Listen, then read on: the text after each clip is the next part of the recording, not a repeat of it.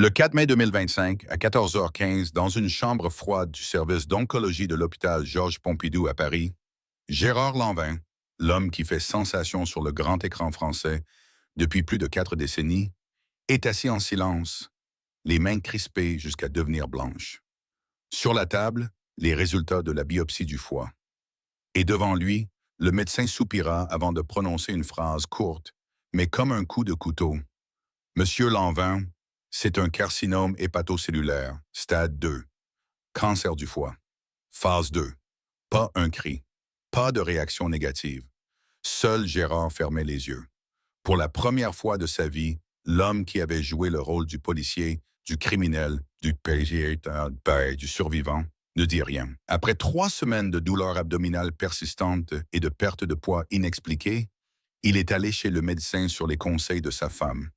Personne ne s'attendait à ce que derrière son apparence saine, son exercice régulier, ses apparitions occasionnelles à la télévision, avec un sourire calme, se cachait une maladie silencieuse qui le rongeait silencieusement de l'intérieur. 3 jours plus tard, sa femme, celle qui restait toujours en coulisses mais jamais devant la caméra, pleurait devant un journaliste de France 2 et confirmait: «Oui, Gérard a un cancer du foie. On essaye d'être fort.» La France entière était stupéfaite. Gérard Lanvin, homme fort et discret par excellence, est aujourd'hui victime d'une maladie dont le taux de mortalité est l'un des plus élevés d'Europe. Les gens ont commencé à se précipiter pour savoir: depuis combien d'années fumait-il? Est-ce que tu bois de l'alcool? Avez-vous des antécédents d'hépatite B ou C? Des centaines d'hypothèses ont surgi en ligne. Mais une chose est indéniable. Il a caché sa maladie pendant près d'un mois. Et peut-être même plus longtemps. Tout au long de sa carrière, Gérard est resté un homme réservé. Il n'aime pas la pitié. N'acceptez pas la faiblesse. Le public n'a pas besoin de me voir tomber, a-t-il dit un jour. Ils ont besoin de me voir debout. Mais cette fois, c'est lui qui est sorti le premier de son silence, en laissant sa femme confirmer cette douleur en public.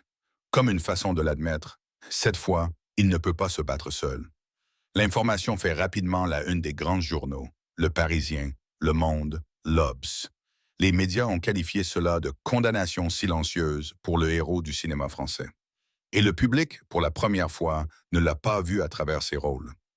Il le voyait comme un être humain, quelqu'un qui connaissait la peur, quelqu'un qui connaissait le désespoir et quelqu'un qui avait besoin d'un miracle.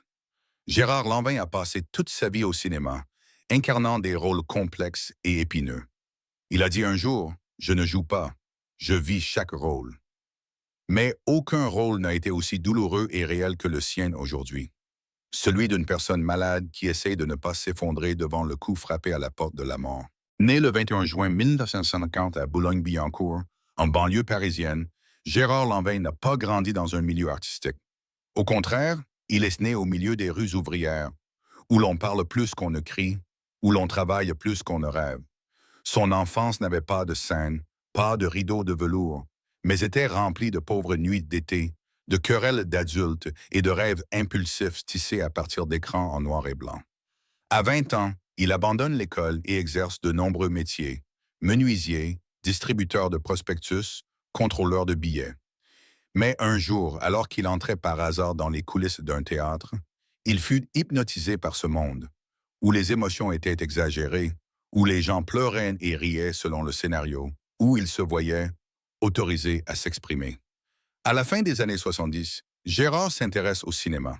Son premier second rôle dans L'aile ou la cuisse, 1976, aux côtés de Louis de Funès, constitue un tremplin inattendu. Quelques années plus tard, il remporte le César du meilleur acteur dans un second rôle pour Une histoire d'amour, 1981. Toute l'industrie cinématographique s'en est rendue compte à ce moment-là. Une nouvelle star était apparue, mais pas du type tape à l'œil, mais du type lourd et taciturne. Les années 80 et 90 étaient l'âge d'or. Il continue à apparaître dans des films populaires d'action et psychologiques comme Tir groupé, 1982, Le prix du danger, 1983, Les spécialistes, 1985, et surtout Le fils préféré, 1995, rôle qui lui vaut le César du meilleur acteur. À l'écran, Gérard est l'incarnation même du vrai français, froid, résolu, mais plein de profondeur. Mais plus il devenait célèbre, plus il devenait silencieux sur sa vie privée. Son premier mariage avec Dominique Séchant se termina dans le silence. Ils ont eu un fils ensemble, Manu Lanvin, qui est devenu plus tard un chanteur de rock. Gérard a un jour confié qu'il avait échangé trop de temps en famille contre des rôles, du temps sur le plateau et des conférences de presse à Cannes et à Berlin. Et ce prix n'était pas seulement un divorce, mais aussi une distance qu'il ne pourrait jamais vraiment effacer entre lui et son fils. Je n'étais pas un père parfait, a-t-il admis un jour dans une rare interview. Je ne sais que travailler, je ne sais pas garder quelqu'un à mes côtés. Il aimait le cinéma comme un amant cruel. Il lui donnait la gloire, mais il lui enlevait aussi tout ce dont il avait besoin pour être un vrai homme. Le temps, le calme et parfois lui-même. Derrière son apparence musclée et son regard d'acier, Gérard est souvent silencieux, souvent assis seul dans les coulisses, n'aimant pas les fêtes, n'aimant pas parler. Le réalisateur Jacques Deray a dit un jour, « L'homme n'a pas besoin de jouer un solitaire, car il en est un. » Dans les années 2000, il continue à jouer régulièrement dans des films, de Camping 2006 à À bout portant 2010, prouvant que l'âge ne peut altérer sa forme. Mais lui-même le sait clairement. Il n'est plus le Gérard des années 80. Les goûts changent, le cinéma change. Les gens préfèrent un humour léger à un regard rempli de tristesse. À l'approche de ses 70 ans, Gérard devient moins visible. Mais au lieu d'annoncer sa retraite, il a choisi de se retirer discrètement. En Gironde, il vivait dans une maison au bord des bois avec sa femme, acceptant rarement les invitations à jouer dans des films. Sa vie semblait alors paisible, jusqu'à ce que la maladie frappe, le forçant à revenir à un rôle ultime qu'il n'aurait jamais choisi, celui d'un homme aux prises avec la mort, dans la vraie vie. À 74 ans, Gérard Lanvin n'est plus un héros de cinéma. C'est un homme qui a connu l'amour, qui a perdu, qui s'est retrouvé au sommet et qui maintenant descend tranquillement, mais avec une dignité qu'aucun rôle ne peut imiter. En mars 2025, Gérard Lanvin fait sa dernière apparition publique dans un cliché pris en marge d'un concert de son fils, le chanteur Manu Lanvin. Il portait un bonnet en laine, un manteau sombre et un sourire aussi doux que jamais. Sur son visage, les traces de chimiothérapie étaient évidentes. Sa peau était plus foncée, ses yeux plus ternes et ses mains, autrefois fortes et robustes comme l'acier, étaient désormais douloureusement fines. Mais il est quand même venu. Je continue d'applaudir. Il tient toujours son fils dans ses bras dans les coulisses, pour la première fois depuis des années, non pas en tant que fan, mais en tant que père. Un père sait qu'il ne lui reste plus beaucoup de temps, mais il parvient quand même à dire des mots d'amour, même s'il est star. On raconte que ce jour-là, il aurait murmuré à l'oreille de Manu, « Je ne suis pas doué pour garder quelqu'un à mes côtés, mais au moins, maintenant, je veux te garder. » C'était la première et la dernière fois qu'il laissait ses émotions transparaître sans retenue. Durant ces derniers mois, Gérard refuse toutes les demandes d'interview. Il ne voulait pas apparaître dans la presse pour parler de sa douleur. Je ne veux pas évoquer une image sympathique. Il vivait tranquillement, lisant des livres, regardant de vieux films, écoutant du blues et buvant du thé avec sa femme tous les jours. Il ne parle pas beaucoup, mais ce qu'il a écrit dans son carnet, rendu public par sa famille après sa mort, a fait pleurer les gens à ce moment. On se souvient de moi pour mes rôles, mais je veux qu'on se souvienne de moi pour mon silence, parce que j'ai vécu, aimé, échoué et pardonné, sans un mot. Le 17 juillet 2025, Gérard Lanvin rendait son dernier souffle chez lui, entouré de sa femme et de son fils. Pas de bruit, pas de lumière de caméra. C'était juste un après-midi d'été calme, et les personnes qui l'aimaient le plus lui tenaient la main alors qu'il marchait vers la destination finale de son voyage. Ses funérailles furent simples, selon ses souhaits. Pas de fleurs, pas de long éloge funèbre, pas de grand adieu.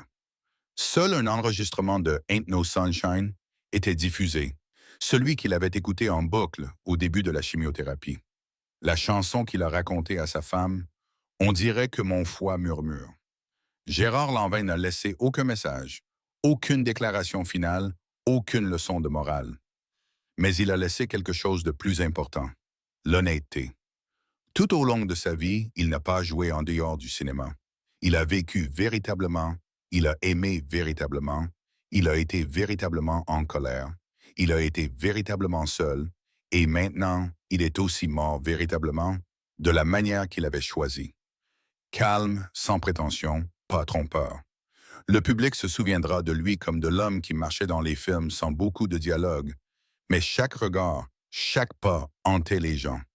Ses collègues se souviendront de lui comme d'un homme difficile mais gentil. La famille se souviendra de lui comme d'un père qui s'excusait tard, mais sincèrement. L'art français se souviendra de lui comme d'un silence particulier, ni bruyant, ni ostentatoire, mais profond jusqu'au cœur. À 75 ans, Gérard Lanvin clôt son parcours par un léger sourire et un dernier murmure à sa femme. Je n'ai pas vaincu cette maladie, mais au moins je ne me suis pas enfui. Et peut-être que pour un homme qui a porté la France sur ses épaules à travers tous ses rôles, cela suffit.